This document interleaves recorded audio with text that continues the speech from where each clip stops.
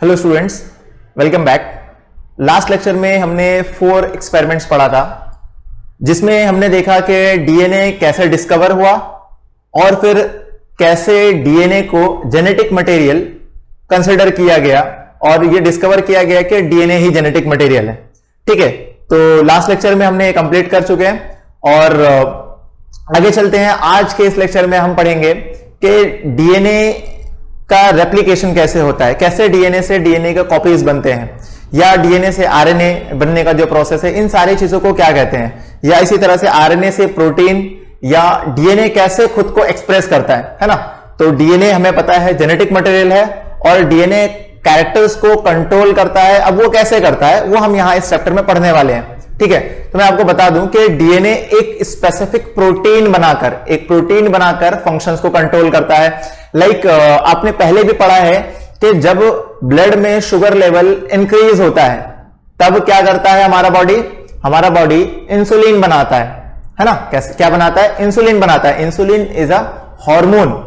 ठीक है, अब हार्मोन तो फंक्शन की वजह से उसका नाम पड़ा, लेकिन अगर इंसुलिन को हम पकड़ते हैं और उसके सीक्वेंस को देखते हैं कि वो किस चीज से बना है, तो हमें पता चलेगा कि हार्मोन जो है, इंसुलिन जो हार्मोन जो है, वो तो प्रोटीन से बना है, वो तो अमीनो एसिड से बना है, यानी कि वो प्रोटीन है। और कैसे बना? तो डीएनए से ही बना है, यानी कि डीएनए से आरएनए बनाया और उसी आरएनए से प्रोटीन बना जो जाकर ब्लड लेवल को कंट्रोल किया। उसी को हम कहते हैं, क्या कहते हैं? इंसुलिन। ठीक है, तो इस तरह से इसका एक ओवरव्यू कि डीएनए से आरएनए, आरएनए से प्रोटीन जो बनता है, ये सबसे पहले फ्रांसिस क्रिक ने बताया था 1958 में। ठीक है, तो यहां पे आप देख लीजिए, फ्रांसिस क्रिक ने बताया कि डीएनए से आरएनए जो बनता है उसे ट्रांसक्रिप्शन कहते हैं और आरएनए से जो प्रोटीन बनने का प्रोसेस है उसे ट्रांसलेशन कहते हैं। किसने बताया? फ्रांसिस क्रिक ने। और ये पूरा जो फिनोमिनन है, पूरा जो ये कॉन्सेप्ट है, इसी को कहा गया सेंट्रल डोगमा ऑफ लाइफ। क्या कहा गया? Central dogma of life.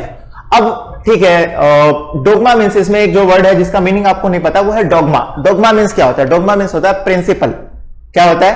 Principal. तो सेंट्रल डोगमा ऑफ लाइफ मतलब क्या हुआ? सेंट्रल प्रिंसिपल ऑफ लाइफ, यानी लाइफ जो है वो कैसे एग्जिस्ट करती है, वो एक्चुअली किस चीज के जरिए कंट्रोल किया जाता है, उसका सेंट्रल पार्ट यानी मेन पार्ट है ना। तो यही वो प्रोसेस है जिसके जरिए लाइफ के प्रोसेस को या लाइफ में जो भी चीजें होती है उनको कंट्रोल किया जाता है। Is it clear to everyone? ठीक है, सो अब देखो यहां पर क्या लिखा हुआ है, डीएनए से आरएनए जो बनता है इसे क्या कहते हैं? इसे कहते हैं, क्या कहते हैं? ट्रांसक्रिप्शन। अब अगर आप इसमें एक चीज नोट डाउन करोगे, एक चीज देखोगे, तो आपको क्या पता चलेगा, इसमें एक वर्ड आपको दिखेगा। कौन सा वर्ड दिखेगा? स्क्रिप्ट। क्या दिखेगा? स्क्रिप्ट। अब स्क्रिप्ट वर्ड जो है ये आपने कहीं ना कहीं पहले सुना है ना। कहां सुना है? यस, मूवीज के लिए, है ना। आप सुनते हो कि किसी मूवी को बनाने के लिए पहले स्क्रिप्ट लिखा जाता है। तो इसी तरह से एक प्रोटीन बनाने के लिए पहले उसका स्क्रिप्ट लिखा जाता है और उसी स्क्रिप्ट को हम क्या कहते हैं? उसी स्क्रिप्ट को हम कहते हैं आरएनए। क्या कहते हैं? आरएनए। तो इसी वजह से आरएनए बनने का जो प्रोसेस है उसको ट्रांसक्रिप्शन कहते हैं। ठीक है, तो पहले हमें क्या पता है कि डीएनए में, है ना, हजारों जीन है। फिर उनमें से एक जीन, मान लेते हैं आज हमारे बॉडी ने सोचा कि भाई शुगर लेवल इंक्रीज हो रहा है, अब मुझे इसको कंट्रोल करना है, कैसे इंसुलिन बनाना है। तो वो क्या करेगा? हमारे डीएनए में वो सीक्वेंस को ढूंढेगा जिस सीक्वेंस पर ये लिखा है कि इंसुलिन कैसे बनाना है, और उस सीक्वेंस से सबसे पहले क्या बनाएगा? आरएनए बनाएगा। अब ये आरएनए बन गया, यानी अब इस आरएनए से प्रोटीन बनना है। तो ये आरएनए क्या हो गया? ये आरएनए स्क्रिप्ट हो गया। आरएनए जो बना वो क्या हो गया? वो स्क्रिप्ट हो गया। किसका स्क्रिप्ट? एक प्रोटीन का स्क्रिप्ट। कौन सा प्रोटीन? तो ये कोई भी अलग अलग तरह के प्रोटीन हो सकते हैं, ये डिपेंड करता है हमारे बॉडी के रिक्वायरमेंट पे, हमारी बॉडी के नीड पर। अब जैसे यहां पर जो केस हमने कंसिडर किया है उसमें इंसुलिन का एग्जांपल हम देख रहे हैं। तो अगर हमारा बॉडी इंसुलिन प्रोटीन बनाने के लिए आरएनए बनाया है, तो वो जो आरएनए हुआ वो कोड हो गया, वो स्क्रिप्ट हो गया इंसुलिन का। अब जब ये आरएनए को राइबोसोम कैच करेगा तो राइबोसोम इस आरएनए से प्रोटीन बनाएगा, यानी कि ये जो स्क्रिप्ट है इसको डीकोड कर देगा, इसको रीड कर लेगा, समझ लेगा, यानी कि इसको ट्रांसलेट कर देगा, है ना। उसको क्या करेगा, ट्रांसलेट कर देगा, और ट्रांसलेट जब होगा, ट्रांसलेशन जब होगा, तब बनेगा प्रोटीन। क्या बनेगा, प्रोटीन। तो ये जो कॉन्सेप्ट था किसने दिया, फ्रांसिस क्रिक। किसने दिया, फ्रांसिस क्रिक। अब याद रखो ये वही फ्रांसिस क्रिक है जो किसके साथ था, वॉटसन, जेम्स वॉटसन, है ना, पढ़े ना, जेम्स वॉटसन एंड फ्रेडरिक क्रिक, दोनों ने क्या काम किया था, क्या काम किया था, बोलो बोलो, यस, दोनों ने डीएनए का मॉडल प्रपोज किया था, है ना। डीएनए स्ट्रक्चर ऑफ जो डीएनए था, डीएनए का जो मॉडल था कि डीएनए डबल हेलिकल स्ट्रक्चर है, किसने बताया था, जेम्स वॉटसन एंड फ्रेडरिक क्रिक। कब बताया था, 1953। कब बताया था, 1953 में, जिस काम के लिए उन्हें 1962 में नोबेल प्राइज मिला था। ये वही फ्रांसिस क्रिक है। तो इसने एक काम तो किया किसके साथ, एक काम किया वॉटसन के साथ, और दूसरा काम इसने अकेले किया, है ना। 1953 में वॉटसन के साथ इसने, है ना, वॉटसन के साथ क्या बताया, डीएनए का मॉडल बता दिया, और उसी के 5 साल के बाद ये अकेले फिर से और काम किया। क्या बताया, सेंट्रल डोग्मा ऑफ लाइफ, के हमारे बॉडी में, है ना, हमारे लाइफ में डीएनए से आरएनए बनता है, जिसको उन्होंने एक नाम दिया ट्रांसक्रिप्शन उस प्रोसेस को, और आरएनए से प्रोटीन बनता है जिसे उन्होंने ट्रांसलेशन कहा। ठीक है, आगे चल के दो साइंटिस्ट, टेमिन एंड बाल्टीमोर, है ना, इन दोनों ने एक नया कॉन्सेप्ट लाया। इन दोनों ने क्या किया, उसी कॉन्सेप्ट को थोड़ा सा, नया नहीं हम कह सकते हैं कि उसी कॉन्सेप्ट को इन्होंने थोड़ा सा आगे बढ़ाया। दोनों ने क्या किया, उसी कॉन्सेप्ट को, सेंट्रल डोग्मा ऑफ लाइफ को थोड़ा सा और इलैबोरेट कर दिया, थोड़ा सा एक्सपांड कर दिया। उन्होंने क्या किया, उन्होंने बताया कि डीएनए से आरएनए बनता है, ठीक है, वो ट्रांसक्रिप्शन हो गया, लेकिन कभी कभार, और ऐसे कुछ केसेस हैं, कुछ एग्जाम्पल हैं जहां पर आरएनए से डीएनए बनता है। अब आरएनए से डीएनए कहां बनता है, कहां बनता है, यस, ये बनता है वायरसेस में। कौन से वायरस, आरएनए वायरस, है ना, ऐसे वायरस जिनका जेनेटिक मटेरियल आरएनए है। ठीक है, तो ये याद रखो, है ना, कि ज्यादातर जो ऑर्गेनिज्म है, most of the organism having genetic material in the form of DNA, but there are few viruses having genetic material in the form of RNA, और उन्हीं वायरसेस में आरएनए से डीएनए बनता है ना। उन्हीं वायरसेस में क्या होता है कि पहले आरएनए से डीएनए बनता है, और फिर डीएनए से मल्टीपल आरएनए बनेगा, और उस वायरस का रेप्लिकेशन होगा। ठीक है, और इसका एक मोस्ट कॉमन एग्जांपल आप याद रख सकते हो आरएनए वायरस का, कौन सा, है ना, आप सुने होंगे, बहुत बार सुने होंगे, HIV virus, human immuno deficiency virus. HIV virus जो है वो एक आरएनए वायरस है। अब अगर हम एक केस अज्यूम करते हैं कि एचआईवी वायरस ने किसी ह्यूमन को इन्फेक्ट कर दिया, तो क्या होगा, अब ये वायरस अपना मल्टीप्लीकेशन, अपना रेप्लिकेशन कैसे करेगा, ये अपना रेप्लिकेशन करेगा, कैसे करेगा, पहले उसके जो आरएनए है उस आरएनए से डीएनए बनेगा, और उस डीएनए से फिर मल्टीपल बहुत सारे आरएनए बनेंगे, और आरएनए और उसका जो प्रोटीन कोट है वो फॉर्म होगा, और इस तरह से जो वायरस है उसका रेप्लिकेशन होगा। क्या होगा, वायरस का रेप्लिकेशन होगा। ठीक है, तो ये वायरसेस में होता है कि आरएनए से रिवर्स ट्रांसक्रिप्शन होता है, और बनता है, क्या बनता है, डीएनए बनता है, और फिर डीएनए से ट्रांसक्रिप्शन होकर मल्टीपल आरएनए बनेगा, और मल्टीपल वायरसेस फॉर्म होंगे। Is it clear to everyone? Okay, move forward. अब ठीक है, आरएनए से प्रोटीन बनना, ट्रांसलेशन, ये तो इन्होंने बता दिया था, किसने, फ्रांसिस क्रिक ने।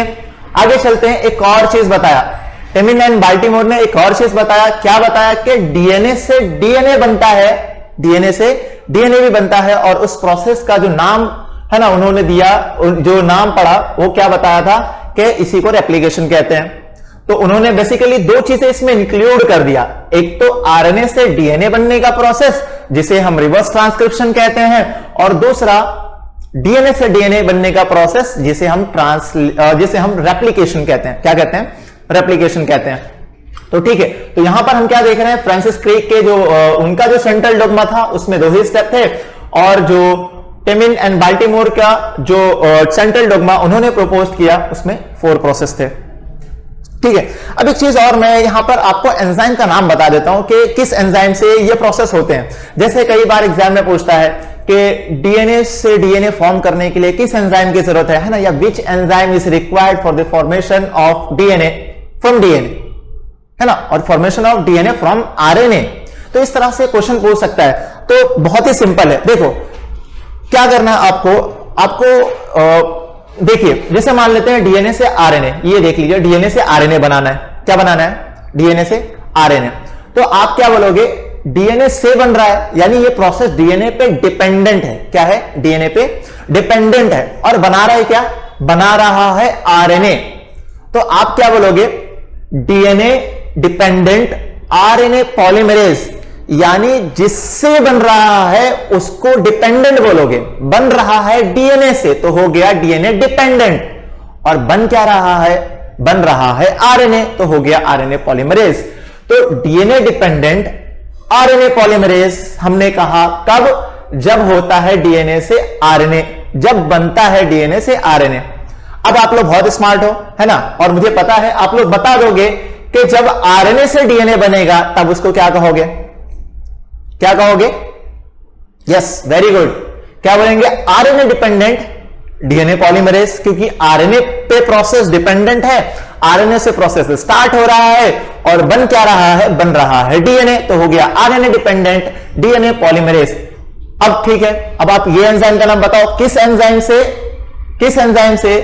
या किस एंजाइम का यूज करके डीएनए से डीएनए बनने वाला है? कौन सा एंजाइम? कौन सा enzyme? Yes, DNA dependent DNA polymerase, है ना। तो यहां पे हम 3 एंजाइम का नाम हम लोगों को एकदम बहुत ही आसानी से मुफ्त में याद हो गया, फ्री के नाम याद हो गए एंजाइम्स के। DNA dependent DNA polymerase, RNA dependent DNA polymerase and DNA dependent RNA polymerase. ठीक है, तो DNA dependent RNA polymerase, RNA dependent DNA polymerase, then DNA dependent DNA polymerase. अब इसी, ठीक है, जब आप क्वेश्चन सॉल्व करेंगे तो आपको इस तरह का क्वेश्चन मिलेगा, विच enzyme is required for the process of replication. Replication में कौन सा एंजाइम लगता है? तो आप सोचो, रेप्लिकेशन मतलब क्या? रेप्लिकेशन मतलब है डीएनए से डीएनए बनना। डीएनए से बनना मतलब डीएनए डिपेंडेंट, क्या बनना? डीएनए बनना, तो क्या हो गया? DNA polymerase. अब अगर आपसे पूछ ले which enzyme is required for the formation of या for the process of transcription, तो आप सोचो ट्रांसक्रिप्शन मतलब क्या? ट्रांसक्रिप्शन मतलब होता है डीएनए से आरएनए बनना, और डीएनए से बन रहा है इसलिए डीएनए डिपेंडेंट, और बन रहा है आरएनए इसलिए आरएनए पॉलीमरेज। ठीक है, और आरएनए से डीएनए बनना, आरएनए से बनना तो क्या हो गया? आरएनए डिपेंडेंट, और क्या बन रहा है? डीएनए, तो आरएनए डिपेंडेंट डीएनए पॉलीमरेज। तो ये तीनों एंजाइम के नाम याद रखो। अब एक चीज और मैं आपको बताता हूं, रिवर्स ट्रांसक्रिप्शन किसको कह रहे हैं? जब आरएनए से डीएनए बन रहा है, इसी का इसमें जो एंजाइम लग रहा है उसे हम कहते हैं, उसे क्या कह रहे हैं? आरएनए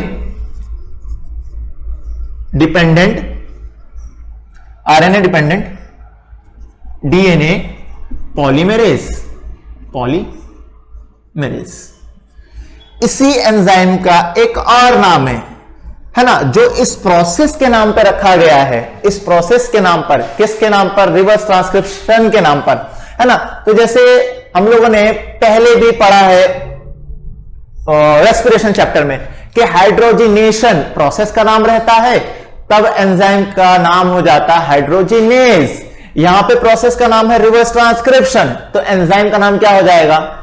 क्या होगा? Reverse transcriptase. क्या होगा? Reverse transcriptase. तो इसी का एक और नाम हो गया, इसी का एक और नाम हो गया, क्या नाम हो गया? रिवर्स ट्रांसक्रिप्टेज, है ना। तो ये दो एक ही एंजाइम है, बस दो अलग अलग नाम है। RNA dependent DNA polymerase is also called as reverse transcriptase. क्या कहते हैं? रिवर्स ट्रांसक्रिप्टेज कहते हैं। ठीक है, तो अगर हमें, जैसे देखिए, अगर एक आरएनए वायरस है और उसके मल्टीप्लीकेशन को हमें रोकना है, तो उसके मल्टीप्लीकेशन रोकने के लिए हमारा जो टारगेटेड एंजाइम होगा वो क्या होगा? वो होगा रिवर्स ट्रांसक्रिप्टेज। अगर इस एंजाइम को हम रोक दें, इसके फंक्शंस को रोक दें, तो वायरस का मल्टीप्लीकेशन रुक जाएगा, है ना। तो क्या होगा? वायरस का मल्टीप्लीकेशन रुक जाएगा। तो इस तरह से आपको क्वेश्चन मिल सकता है ना, कि अगर एक HIV वायरस है, इन्फेक्टेड पर्सन है, उसके बॉडी में हमें HIV वायरस के मल्टीप्लीकेशन को, उसके रेप्लीकेशन को रोकना है, तो what is our targeted, what is the target enzyme? जो हमारा टारगेट एंजाइम होगा वो क्या होगा? वो होगा रिवर्स ट्रांसक्रिप्टेज, क्योंकि रिवर्स ट्रांसक्रिप्टेज की वजह से ही RNA से DNA बनाकर वो अपना मल्टीप्लीकेशन कर रहा था। अगर इस एंजाइम को हमने रोक दिया तो वायरस का मल्टीप्लीकेशन भी रुक जाएगा। ठीक है, अब देखिए, अब यहां से जो आगे चैप्टर है वो चैप्टर इन 3 स्टेप के पे बेस्ड है। एक रेप्लिकेशन, दूसरा ट्रांसक्रिप्शन और तीसरा है ट्रांसलेशन। यानी अगले जो भी लेक्चर्स आएंगे वो इन्हीं तीनों प्रोसेस पर होगा। एक एक प्रोसेस को हमें डिटेल में देखना है। तो पहला प्रोसेस देखते हैं हम, कौन सा?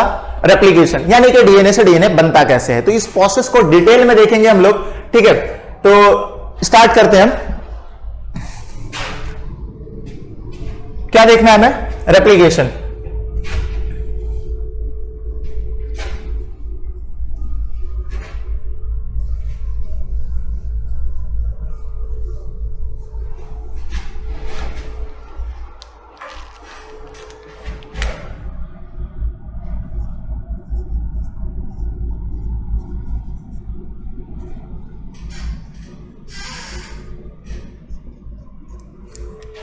अब देखो, रेप्लिकेशन का मतलब ये तो पता चल गया, formation of DNA from DNA, formation of DNA from DNA, DNA से DNA का बनने का जो प्रोसेस है उसी को हम क्या कहते हैं? उसी को कहते हैं रेप्लिकेशन। अब क्या हुआ? 3 हाइपोथेसिस प्रपोज्ड हुए। कितने? 3 कि रेप्लिकेशन होता कैसे है ना। अब ये तो हम क्या पढ़ रहे हैं? हम रिसर्च ही पढ़ रहे हैं कि साइंटिस्ट ने किस किस तरह से रिसर्च करके इन चीजों को डिस्कवर किया, इन चीजों को आइडेंटिफाई किया। तो 3 हाइपोथेसिस था जो प्रपोज्ड हुआ। सबसे पहला, जिसे हम कहते हैं कंजर्वेटिव मोड ऑफ रेप्लिकेशन। पहला क्या है? कंजर्वेटिव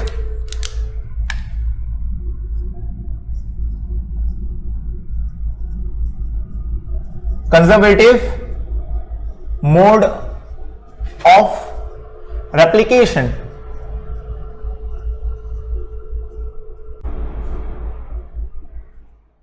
ठीक है, तो पहला क्या है? फर्स्ट क्या है? Conservative mode of replication. तो कंजर्वेटिव मोड ऑफ रेप्लिकेशन क्या कहता है कि एक सेल में जो DNA मॉलिक्यूल प्रेजेंट है वो DNA से एक DNA रेडी होता है ना, एक DNA रेडी होता है और उसके बाद दोनों DNA अलग अलग सेल में चले जाते हैं। यानी कि जो पेरेंटल DNA है वो पूरा का पूरा एक सेल में कंजर्व हो जाता है, एक सेल में चला जाता है, जबकि जो दूसरा नया DNA जो बना है वो दूसरे सेल में जाता है। तो इस तरह से आप क्या देखोगे कि जो DNA मॉलिक्यूल है ना, आपको क्या देखने मिलेगा? एक जो DNA मॉलिक्यूल है इससे एक दूसरा DNA बनेगा। ठीक है, इससे DNA बनेगा। ठीक है, तो जब रेप्लिकेशन के बाद क्या होगा? रेप्लिकेशन के बाद हमको 2 DNA मिलेंगे। 2 DNA कैसा? एक तो ये पेरेंटल DNA हो गया, ये पेरेंटल DNA ये हमें मिला, और एक नया DNA बना है ना। दूसरा क्या है? दूसरा हमें न्यूली फॉर्म्ड DNA जो मिला है वो ये रहा। ठीक है, तो इस तरह से 2 DNA मॉलिक्यूल आफ्टर रेप्लिकेशन जो मिलेगा हमें, एक पेरेंटल DNA है और एक डॉटर DNA है। अब क्या होगा कि एक सेल में हमें पता है सेल डिवीजन के बाद 2 सेल बनने वाला है, तो एक सेल में क्या हुआ? ये पेरेंटल DNA चला गया और एक में ये डॉटर DNA चला गया। तो आपको क्या दिख रहा है कि पेरेंटल जो DNA है वो कंजर्व्ड हो गया, वो एक जो उनका जनरेशन, जो आने वाली जनरेशन थी है ना, जो 2 सेल बने उसमें से एक ही सेल में पूरा DNA चला गया, और एक जो नया DNA बना था वो नया DNA दूसरे सेल में गया। तो इसी को कहते हैं कंजर्वेटिव मोड ऑफ रेप्लिकेशन, है ना। क्या कहते हैं? कंजर्वेटिव मोड ऑफ रेप्लिकेशन, कि यहां पर जो पेरेंट का जेनेटिक मटेरियल है वो पूरी तरह से कंजर्व्ड हो रहा है डॉटर में। ठीक है, कम टू द सेकंड क्या है? Semi conservative mode of replication. Second क्या है? Semi conservative mode of replication. देखते हैं सेमी कंजर्वेटिव में क्या कहता है। Semi conservative mode of replication कहता है कि एक डीएनए से, है ना, एक डीएनए से रेप्लिकेशन के टाइम पे स्ट्रैंड जो है वो सेपरेट हो जाते हैं। एक डीएनए जो है, जो पेरेंटल डीएनए है, वो रेप्लिकेशन के टाइम पे सेपरेट हो जाता है। क्या होता है? सेपरेट हो जाता है। तो हम अभी क्या पढ़ रहे हैं? हम पढ़ रहे हैं semi conservative mode of replication. क्या पढ़ रहे हैं? Semi conservative mode of replication. तो जो पेरेंटल डीएनए है वो क्या होगा? उसका स्ट्रैंड सेपरेट होगा ड्यूरिंग रेप्लिकेशन। तो आप क्या देखोगे? ये पेरेंटल डीएनए ये सेपरेट हो गया, ये सेपरेट हो गया। और अब जो सेपरेशन के बाद जो दोनों स्ट्रैंड हैं, उन दोनों स्ट्रैंड पर एक नया स्ट्रैंड बनेगा। इस पर भी एक नया डीएनए बना और इस डीएनए पर भी एक नया स्ट्रैंड फॉर्म हुआ। अब क्या होगा? ये डीएनए एक सेल में चला जाएगा, ये डीएनए दूसरे सेल में चला जाएगा। तो अब आपको यहां पे क्या दिख रहा है कि जो पेरेंटल डीएनए था वो दोनों सेल में गया और हाफ हाफ गया। तो यहां पे जो जेनेटिक मटेरियल है, हम कह सकते हैं पेरेंटल डीएनए था वो कंजर्व तो हुआ, बट कितना? 50%। हाफ गया, हाफ एक सेल में, हाफ दूसरे सेल में। तो इस सेल डिवीजन को या इस तरह के जो रेप्लिकेशन मोड ऑफ रेप्लिकेशन है उसे हम कहते हैं semi conservative mode of replication. यानी कि 50% ऑफ जेनेटिक मटेरियल जो है वो ईच सेल के अंदर, है ना, पेरेंटल जेनेटिक मटेरियल वो ईच सेल के अंदर प्रेजेंट होगा। Come to the third part. Third part क्या है? Dispersive model. क्या है? Dispersive model. डिस्पर्सिव मॉडल क्या कहता है?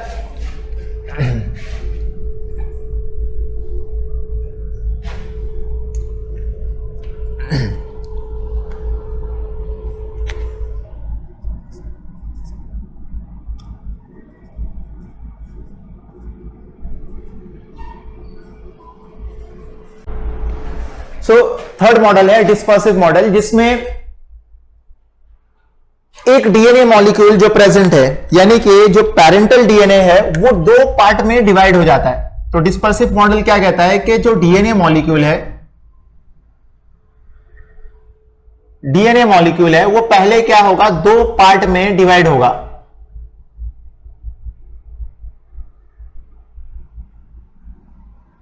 क्या होगा? दो पार्ट में डिवाइड हो गया। हाफ ये रहा, ठीक है, और हाफ अदर साइड। तो दो पार्ट में डिवाइड हो गया। अब क्या होगा? अब ये डीएनए मॉलिक्यूल खुद को कंप्लीट कर लेगा। ये डीएनए मॉलिक्यूल खुद को, है ना, खुद को रीजनरेट कर सकता है और ये डीएनए मॉलिक्यूल खुद को रीजनरेट कर सकता है। तो ये हम लोग कह सकते हैं कि थोड़ा semi conservative mode of replication से मैच कर रहा था, बट ये एग्जैक्टली अलग था, है ना। कैसे अलग था? Semi conservative mode of replication में क्या था कि दोनों स्ट्रैंड सेपरेट होते हैं। यहां पे स्ट्रैंड सेपरेट नहीं हो रहा है, यहां पे डीएनए हॉरिजॉन्टली दो पार्ट में डिवाइड हो रहा है और हर पार्ट क्या कर रहा है? खुद को रीजनरेट कर रहा है। हर पार्ट खुद का जो रिमेनिंग पार्ट है उसको रीजनरेट कर रहा है। तो ये जो मॉडल है इसे कहते हैं डिस्पर्सिव मॉडल। ठीक है, तो हमने क्या देखा कि रेप्लिकेशन के लिए 3 मॉडल प्रपोज किया अलग अलग साइंटिस्ट ने। एक जो था, है ना, पहला क्या था? कंजर्वेटिव मॉडल, है ना, कंजर्वेटिव मॉडल या conservative mode of replication. Second था semi conservative mode of replication और थर्ड था डिस्पर्सिव मॉडल, जिसमें से डिस्पर्सिव मॉडल एंड कंजर्वेटिव जो मॉडल था वो रिजेक्ट कर दिया गया और semi conservative mode of replication accept हुआ, है ना। Semi conservative mode of replication accept हुआ और उसको प्रूव किया। किसने प्रूव किया? Meselson and Stahl. तो अब ये साइंटिस्ट, ये जो एक्सपेरिमेंट का मैंने डायग्राम बनाया है, मेसेल्सन एंड स्टॉल ने 1958 में एक्सपेरिमेंटली ये प्रूव कर दिया। क्या प्रूव किया? कि जो डीएनए रेप्लिकेशन है वो सेमी कंजर्वेटिव मोड में, सेमी कंजर्वेटिव में नेचर में होता है, यानी कि दोनों स्ट्रैंड सेपरेट होंगे और हर सेपरेटेड स्ट्रैंड पे एक नया स्ट्रैंड बनेगा। ठीक है, तो एक्सपेरिमेंट हम लोग देखते हैं। आपने देखा, क्या देखा कि रेप्लिकेशन के लिए 3 मॉडल प्रपोज किए गए। उन 3 मॉडल में से एक मॉडल को एक्सेप्ट किया गया और उस मॉडल का जो एक्सपेरिमेंटल प्रूफ था वो मैसेल्सन एंड स्टॉल ने 1958 में दिया। मैं यहां पे नाम लिख देता हूं, conservative model, second semi conservative model, semi conservative model, and third one is dispersive model. अब ये मॉडल के नाम तो आपकी बुक में नहीं दिया है, आपकी बुक में directly semi conservative mode of application के बारे में बात किया है और उसका प्रूफ बताया है ना। बट अगर आपको ये तीनों चीजें पता हो तो आप कंपैरेटिवली इनको याद रख सकते हो और ज्यादा बेटर वे में याद रख सकते हो। ठीक है, आगे चलते हैं, हम लोग एक्सपेरिमेंट देखते हैं। मैसेल्सन एंड स्टॉल ने जो एक्सपेरिमेंट किया उसमें उन्होंने क्या क्या चीजें यूज की। तो कुछ एक्सपेरिमेंट देखने से पहले कुछ बेसिक चीजें आप याद रखो कि इसके अंदर, है ना, मैसेल्सन एंड स्टॉल ने एक बैक्टीरिया यूज किया। बैक्टीरिया यूज हुआ ई कोलाई, क्या यूज हुआ? E coli bacteria. दूसरा यहां पर देखो नाइट्रोजन 15, नाइट्रोजन 14 आपको दिख रहा है, तो आपको हार्शी एंड चेस एक्सपेरिमेंट याद आ रहा होगा जो ऑलरेडी हमने पढ़ा। वहां पर हमने क्या पढ़ा? हार्शी एंड चेस में हमने रेडियो आइसोटोप के बारे में पढ़ा था कि रेडियो आइसोटोप्स जो होते हैं वो अनस्टेबल होते हैं, है ना, क्या होते हैं? अनस्टेबल होते हैं और रेडिएशन के फॉर्म में एनर्जी रिलीज करते हैं, जिसको हम रेडियोग्राफी के जरिए डिटेक्ट करते हैं। और पूरा एक्सपेरिमेंट हमने पढ़ा। उसी एक्सपेरिमेंट को पढ़ाते वक्त मैंने आपको एक चीज बताया था कि जैसे रेडियो आइसोटोप होते हैं, इसी तरह से हैवी आइसोटोप होते हैं जिनका एटॉमिक वेट जो होता है वो नॉर्मल एटम के कंपैरिजन में ज्यादा होता है। जैसे नॉर्मली जो नाइट्रोजन का एटॉमिक वेट होता है वो 14 है, बट जो हैवी आइसोटोप ऑफ नाइट्रोजन होगा उसका एटॉमिक नंबर 15 होगा, यानी कि नाइट्रोजन 15। ठीक है, तो यहां पर हैवी आइसोटोप यूज किया गया है। ठीक है, तो ये मैं एक्सपेरिमेंटल मटेरियल के बारे में आपको बता रहा हूं। क्या बता रहा हूं? एक्सपेरिमेंटल मटेरियल लिख देता हूं मैं यहां पे, एक्सपेरिमेंटल मटेरियल।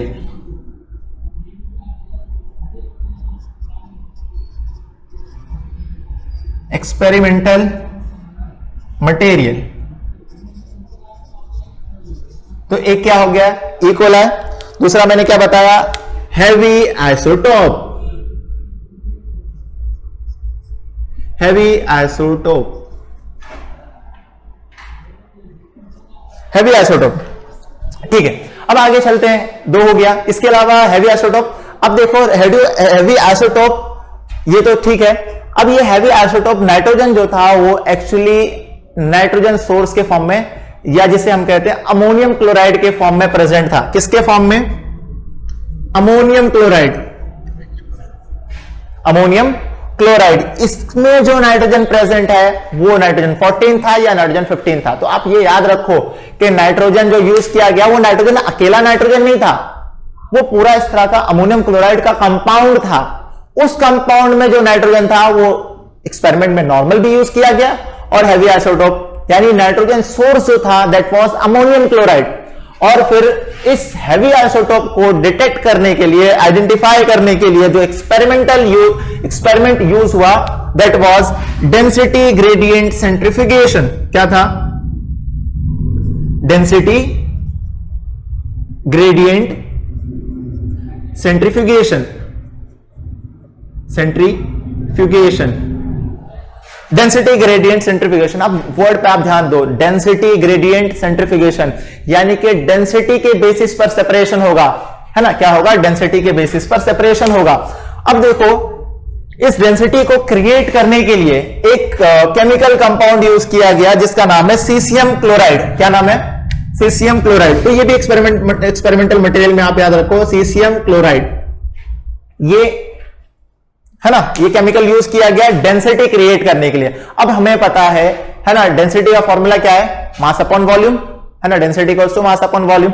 तो मास अगर वेरी कर जाए, मास अगर, है ना, डेंसिटी क्या फॉर्मूला देखो, density equals to mass upon volume.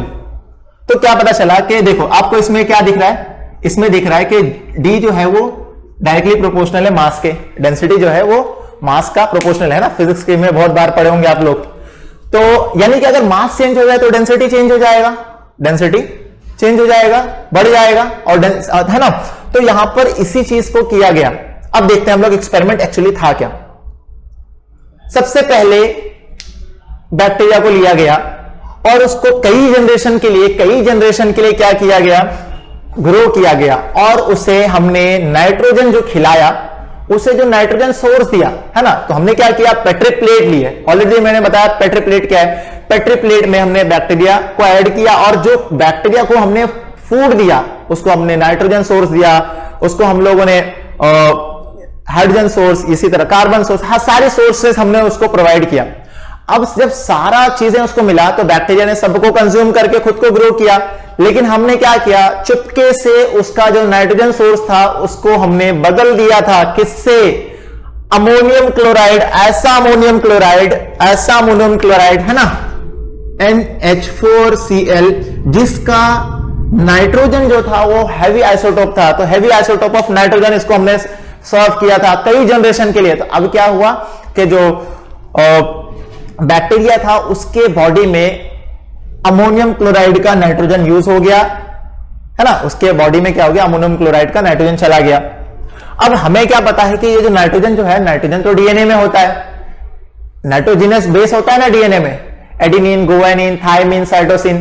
तो जब बैक्टीरिया खुद का रेप्लिकेशन करेगा तो वो नाइट्रोजन बेस बनाएगा ना।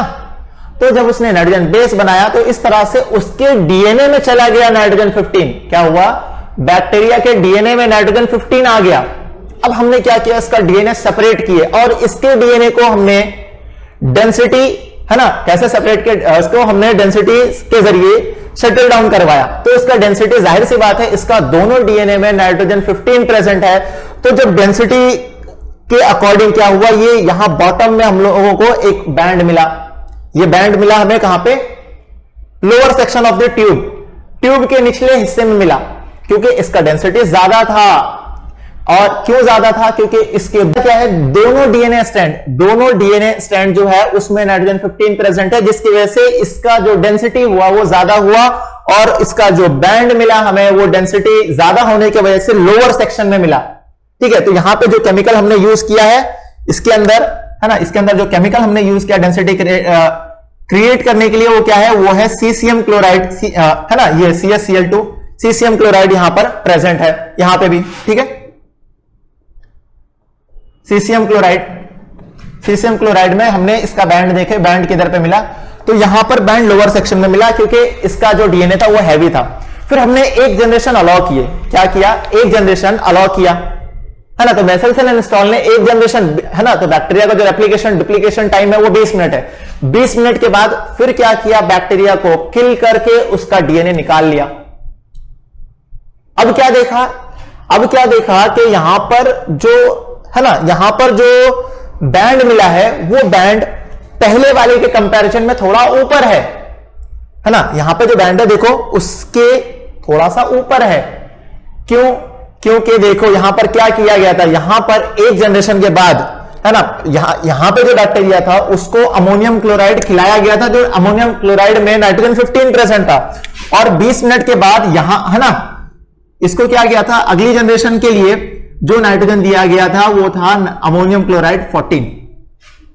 तो अगले जनरेशन में क्या हुआ, अगले जनरेशन में जब इसने नाइट्रोजन 14 यूज करके खुद को ग्रो किया, खुद का रेप्लिकेशन किया, तो यहां पर आपको जो स्ट्रैंड मिला वो दोनों स्ट्रैंड था है ना, दोनों स्ट्रैंड, यानी नाइट्रोजन 14 का भी स्ट्रैंड प्रेजेंट है, नाइट्रोजन 14 का भी प्रेजेंट है स्ट्रैंड, और नाइट्रोजन 15 का भी स्ट्रैंड प्रेजेंट है, जिसके वजह से यहां पर जो बैंड क्रिएट हुआ वो क्या हुआ, पहले वाले के कंपैरिजन में थोड़ा ऊपर हुआ।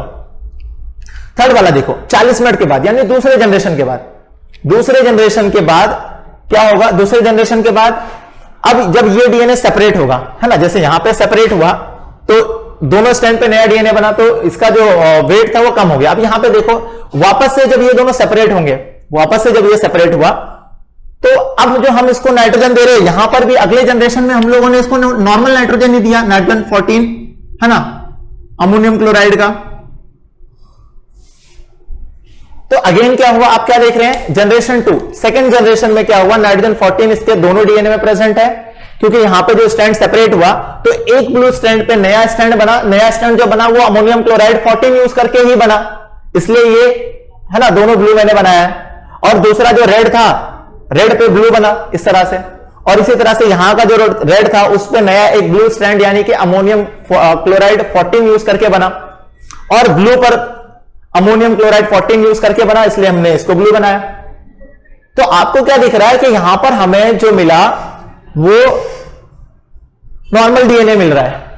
यहां पर क्या मिल रहा है, देखो इसके दोनों स्ट्रैंड जो है वो नाइट्रोजन 14 का है, और दो स्ट्रैंड जो है, आपको दो डीएनए जो मिल रहा है उसमें नाइट्रोजन 14 नाइट्रोजन 15 मिल रहा है। और ये कैसे पता चला, ये हमें देखकर पता चल रहा है यहां डेंसिटी ग्रेडियंट सेंट्रीफ्यूगेशन के जरिए। देखो डेंसिटी ग्रेडियंट सेंट्रीफ्यूगेशन में ये जो बैंड है, ये बैंड कहां पे क्रिएट होगा, डेंसिटी जो है, डेंसिटी के अकॉर्डिंग ये जैसे यहां पर जो क्रिएट हुआ था, क्योंकि इसमें हाइब्रिड डीएनए था, दोनों डीएनए था, है ना, 14 वाला भी 15 वाला, तो ये यहां पे बना। देखो नाइट्रोजन 14 15 का स्टैंड यहां पे बना, और ये जो ब्लू वाला दोनों डीएनए मॉलिक्यूल है, ये दोनों ब्लू वाले डीएनए मॉलिक्यूल का जो स्टैंड बना, ये just above the combination of that DNA molecule, यानी ये जो बैंड था इसके ऊपर बना। क्यों ऊपर बना, क्योंकि इसका जो मॉलिक्यूलर वेट है वो इससे भी कम है। अब आप ये तीनों डायग्राम देखो, तीनों में डिफरेंसेस देखो, आपको अच्छे से समझ में आ जाएगा कि एक्सपेरिमेंट क्या था, है ना। यहां से ज्यादा बेटर तरीके से आपको ये रिजल्ट समझना है। क्या दिख रहा है यहां पर कि जब दोनों डीएनए में नाइट्रोजन 15 प्रेजेंट था तो बैंड एकदम नीचे मिला, क्योंकि दोनों डीएनए जो है वो हैवी है, दोनों DNA heavy isotope of nitrogen carry कर रहा है। और जब पहला रेप्लिकेशन हुआ तो हमें क्या पता चला कि पहले रेप्लिकेशन में डीएनए सेपरेट हुआ होगा, इस तरह से दोनों अलग अलग डीएनए हुए, मतलब स्टैंड अलग हुए, और दोनों स्टैंड पे नया डीएनए बना। नया डीएनए में जो नाइट्रोजन यूज हुआ वो नॉर्मल नाइट्रोजन था। अब जब नॉर्मल नाइट्रोजन यूज करोगे तो ऑब्वियसली जो उसका वेट होगा, वेट कम हो जाएगा, मॉलिक्यूलर वेट कम हो जाएगा, और जब मॉलिक्यूलर वेट कम हो गया तो अब जो बैंड मिलेगा वो पहले वाले के कंपैरिजन में कहां पे मिलेगा, थोड़ा ऊपर मिला, है ना। तो यहां पे हमें बैंड मिला, इससे ऊपर मिला, यानी कि ये क्या है, ये उससे हल्का है। क्यों हल्का है, क्योंकि इसका दोनों डीएनए जो था वो हैवी आइसोटोप से बना था, इसका एक ही स्ट्रैंड हैवी आइसोटोप से बना है, और एक हैवी आइसोटोप नहीं है, नॉर्मल नाइट्रोजन है, तो उसका मॉलिक्यूलर, उसका जो वेट होगा वो वेट है ना, वो कम है, एटॉमिक वेट जो है वो कम है, इसकी वजह से ऊपर बैंड मिला। अब यहां पे तीसरे जनरेशन मतलब थर्ड जनरेशन में, या जनरेशन 2 जो है, थर्ड नहीं, ये पेरेंटल जनरेशन हो गया, और ये फर्स्ट, ये सेकंड जनरेशन। तो आप क्या देखो, जो सेकंड जनरेशन में क्या दिख रहा है कि ये स्ट्रैंड फिर से सेपरेट हुए, और जब फिर से सेपरेट हुए तो हर एक पे नया डीएनए बना, नया स्ट्रैंड बना। तब क्या हुआ कि यहां पर एक नॉर्मल स्ट्रैंड था, उसी पे नॉर्मल बन गया, तो अब हमें दोनों स्ट्रैंड नॉर्मल वाले मिल गए। अब दोनों जो नॉर्मल है, दोनों में नाइट्रोजन 14 है, तो इसका जो बैंड मिलेगा ये पहले दो जो सेंट्रीफ्यूगेशन के रिजल्ट थे उनसे भी ऊपर स्ट्रैंड मिलेगा। और क्या मिला, और हाइब्रिड डीएनए भी मिला है हमें। हाइब्रिड मतलब क्या, हाइब्रिड मतलब क्या कि इसके अंदर नाइट्रोजन 14 नाइट्रोजन 15 दोनों प्रेजेंट है। तो यहां पर दो तरह के बैंड मिले, ठीक है। तो इससे क्या, इस एक्सपेरिमेंट के जरिए ये प्रूफ हो गया कि जो डीएनए है वो semi conservative mode of replication show करता है, क्योंकि जब दोनों नाइट्रोजन 15 वाला डीएनए था तो लोअर सेक्शन में मिला, और फर्स्ट जनरेशन के बाद स्ट्रैंड सेपरेट हुआ होगा, और हर स्ट्रैंड पे नया स्ट्रैंड बना, और हर नया स्ट्रैंड जो था वो नाइट्रोजन 14 का बना था। और इस तरह से हमें जो डीएनए मिला, हर डीएनए हाइब्रिड मिला, नाइट्रोजन 14 नाइट्रोजन 15 का। इसी वजह से हमें पहले जनरेशन में एक ही बैंड मिला। क्या मिला, एक बैंड मिला, है ना। क्यों, क्योंकि हर डीएनए में नाइट्रोजन 15 वाला स्ट्रैंड भी प्रेजेंट है और 14 वाला स्ट्रैंड भी प्रेजेंट है, तो एक बैंड मिला। अब क्या हुआ, वापस से हमने उसको नॉर्मल नाइट्रोजन खिला दिए, तो क्या होगा, सेकंड जनरेशन में फिर स्ट्रैंड सेपरेशन हुआ, और हर स्ट्रैंड पे क्या हुआ, नया डीएनए बना, और नया डीएनए जो बना वो नॉर्मल बना। तो यहां पर जितना देखो, यहां पर दो स्ट्रैंड था हैवी आइसोटोप का, यहां पे भी दो ही रह गया, क्योंकि नए बनने वाले जो स्ट्रैंड है वो नॉर्मल बन रहे हैं, क्योंकि नॉर्मल नाइट्रोजन खिलाया जा रहा है। इसी वजह से यहां पे दो स्ट्रैंड बना। कितने स्ट्रैंड बने, दो स्ट्रैंड बने। एक नॉर्मल नाइट्रोजन का बना, यानी नाइट्रोजन 14 डीएनए वाला स्ट्रैंड मिला, और एक नाइट्रोजन 14 वाला स्ट्रैंड मिला, ठीक है। तो इस तरह से एक्सपेरिमेंट प्रूफ किया मेसेल्सन एंड स्टॉल ने 1958 में यूजिंग ई कोलाई, है ना। ई कोलाई यूज किया बैक्टीरिया, और हैवी आइसोटोप यूज किया। हैवी आइसोटोप को यूज करने के लिए density gradient centrifugation technique use किया, और है ना, और हैवी आइसोटोप जो प्रेजेंट था वो अमोनियम क्लोराइड के फॉर्म में प्रेजेंट था, और डेंसिटी ग्रेडियंट सेंट्रीफ्यूगेशन क्रिएट करने के लिए जो केमिकल यूज हुआ वो सीसियम क्लोराइड यूज हुआ। तो इन सब पे क्या होगा, एक एक क्वेश्चन मिलेंगे आपको, ठीक है। अब देखो एक चीज और, अगर आपसे ऐसे क्वेश्चन पूछ सकता है कि जैसे हमने क्या किया फर्स्ट जनरेशन में या पैरेंटल जनरेशन में हमारे पास डीएनए मॉलिक्यूल है जो हैवी आइसोटोप लेबल्ड है, यानी इस पे दोनों स्टैंड पे heavy isotope of nitrogen present है, ठीक है। तो फर्स्ट जनरेशन के बाद, फर्स्ट जनरेशन में अगर हम उसको फर्स्ट जनरेशन के लिए नॉर्मल अमोनियम क्लोराइड खिलाते हैं, तो फर्स्ट जनरेशन के में हमारे पास कितना स्ट्रैंड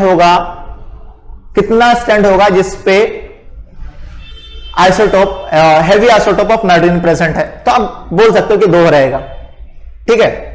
लेकिन अगर मैं इसी को पूछूं कि ये सेकंड जनरेशन में हमने क्या किया, फिर से उसको नॉर्मल नाइट्रोजन खिलाया, नॉर्मल नाइट्रोजन यानी नॉर्मल अमोनियम क्लोराइड खिलाया जिसमें नाइट्रोजन 14 प्रेजेंट है। तो सेकंड जनरेशन में कितना स्ट्रैंड होगा जिसपे हैवी आइसोटोप प्रेजेंट होगा? अगेन 2, कितना? 2। और अगर इसी को मैं कहूं कि थर्ड जनरेशन में कितना होगा, तो थर्ड जनरेशन में भी कितना होगा? 2 ही होगा। क्यों? क्योंकि हम लोग पहले जनरेशन में उसको क्या खिलाए थे? पहले जनरेशन देखो, पहले जनरेशन में भी हमने उसको नॉर्मल अमोनियम क्लोराइड सर्व किया, सेकेंड जनरेशन में भी हम उसको नॉर्मल नाइट्रोजन दे रहे हैं, और थर्ड जनरेशन में भी मैंने क्या कहा कि नॉर्मल नाइट्रोजन नहीं दिया जा रहा है। तो अगर नॉर्मल नाइट्रोजन आप दे रहे हो तो हैवी आइसोटोप का जो स्ट्रैंड का काउंट है वो चेंज नहीं होगा, वो उतना ही रहेगा क्योंकि आप नॉर्मल नाइट्रोजन सर्व कर रहे हो। Is it clear to everyone? ठीक है। सो ये एक्सपेरिमेंट यहां पे कंप्लीट हुआ। अब इसके बाद हमको पढ़ना है DNA replication, the process of replication. Actually replication का जो प्रोसेस है वो होता कैसे, वो प्रोसेस कैसे होता है। तो ठीक है, मेसेल्सन एंड इंस्टॉल एक्सपेरिमेंट के लिए आप याद रखिए 1958 में एक्सपेरिमेंट परफॉर्म हुआ, और इस एक्सपेरिमेंट में ई कोलाई नाम का बैक्टीरिया यूज हुआ, हैवी आइसोटोप ऑफ नाइट्रोजन 15 है ना, जो अमोनियम क्लोराइड के फॉर्म में यूज हुआ।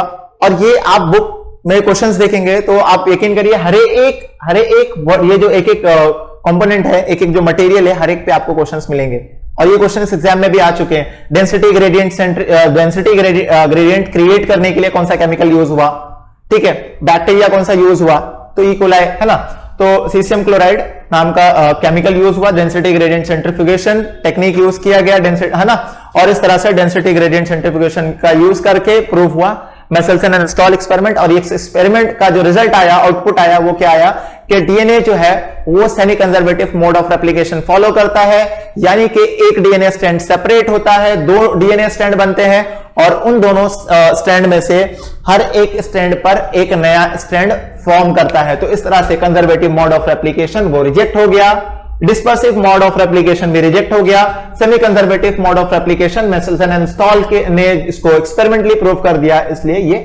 एक्सेप्ट हुआ। ठीक है, तो semi conservative mode of replication ही आपको याद रखना है, और ये टॉपिक हम लोग यहां स्टॉप करते हैं। नेक्स्ट लेक्चर में हम पढ़ेंगे प्रोसेस ऑफ रेप्लिकेशन के डीएनए से डीएनए कैसे बनता है, उस प्रोसेस में कौन से एंजाइम होते हैं, उसका रिक्वायरमेंट क्या है ना। तो देखो बहुत सारी बेसिक चीजें हैं जो आप इमेजिनेशन से, आप सोचकर चीजों को याद रख सकते हो। जैसे ऑलरेडी आप एंजाइम का नाम बता सकते हो, मैं ऑलरेडी बता चुका हूं, डीएनए से डीएनए बनना है, तो एंजाइम क्या रहेगा, DNA dependent DNA polymerase, DNA dependent DNA polymerase, समझे ना। और उसके बाद देखो अब रिक्वायरमेंट क्या रहेगा डीएनए से डीएनए बनाने के लिए।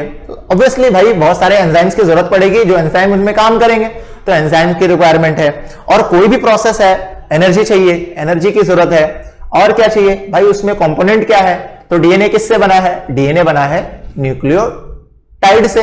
किससे बना है, न्यूक्लियोटाइड। तो डीएनए से डीएनए बनाना है तो न्यूक्लियोटाइड की जरूरत पड़ेगी। तो ये बेसिक चीजें हैं जो आप है ना अपने अंडरस्टैंडिंग से, अपनी समझ से बता सकते हैं कि भाई अगर डीएनए से डीएनए बनाना है तो मुझे न्यूक्लियोटाइड चाहिए, क्या चाहिए, एनर्जी मॉलिक्यूल यानी कि एटीपी चाहिए, है ना, एंजाइम्स चाहिए बहुत सारे जो उसमें काम करने वाले हैं। तो ये सारे प्रोसेस को डिटेल में नेक्स्ट लेक्चर में हम डिस्कस करेंगे। ठीक है, thank you, thanks for watching, wait for next lecture, bye. Now come to the question part. First question is the transformation was discovered by. तो यहां पे 4 ऑप्शन दिया है, Meselson and Stahl, Hershey and Chase, Griffith, Watson and Crick. So हर एक scientist का work आपको पता होना चाहिए। मेसल्सन एंड स्टॉल ने क्या परफॉर्म किया? They performed experiment using E coli to identify the semi conservative nature of replication.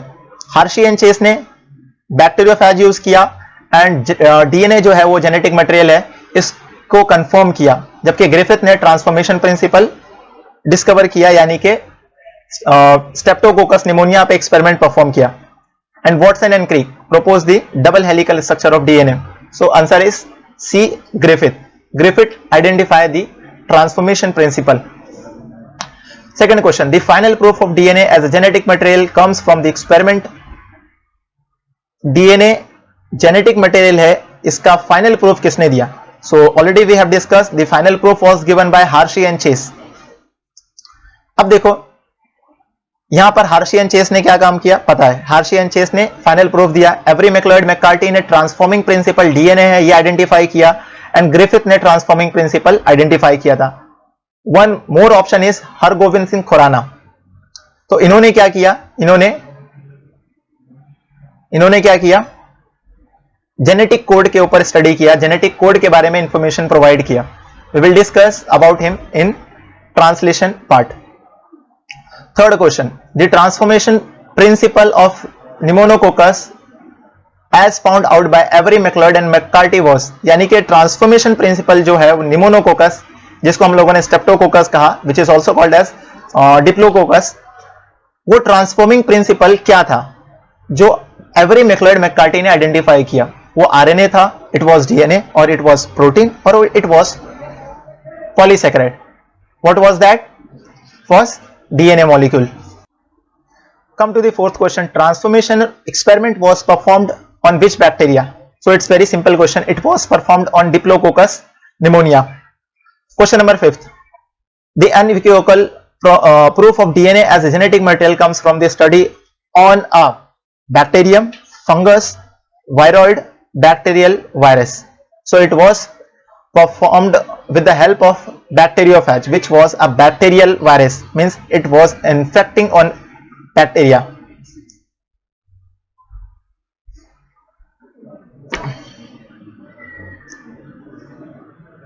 Come to the fifth question, the unequivocal proof of DNA as a genetic material comes from the study on a bacterium, fungus, viroid or bacterial virus. So it's very simple, it was studied with the help of bacteriophage, which is a bacterial virus.